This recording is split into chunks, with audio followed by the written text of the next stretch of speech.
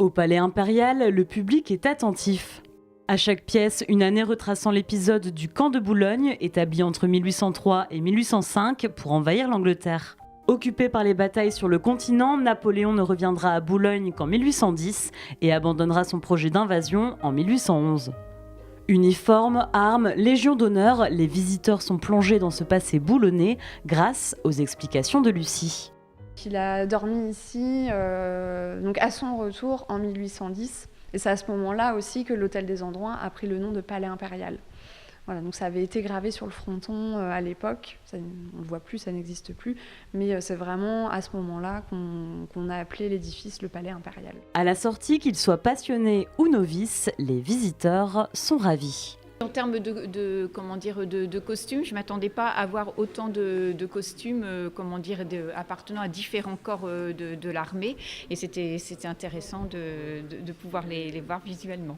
Comment reconnaître les officiers, les distinctions, les grades. Non, même sur le camp de Boulogne, pourtant je connaissais bien le camp de Boulogne, mais là j'ai vraiment appris des choses. À quelques centaines de mètres, une autre exposition sur Napoléon. Autre thème moins officiel cette fois, l'empereur et la caricature. Dans les allées, les représentations officielles laissent place aux caricatures anglaises. Une petite taille, un bicorne et une épée démesurément grands, des bottes de 7 lieues, chacun son style, mais toujours la satire. En 1803, on va avoir Little Bonnet. Donc c'est Guilleret qui va l'inventer en lui donnant des attributs. Il va jouer sur sa taille. Little Bonnet, c'est le petit osseux. On va jouer aussi sur les éléments qui vont permettre de le reconnaître, le bicorne.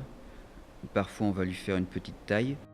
Des attributs napoléoniens dont sont même encore vêtus les hommes politiques français. Napoléon et le Palais Impérial et l'arme à l'œil Napoléon et la caricature, 2 expositions à découvrir jusqu'au 12 novembre.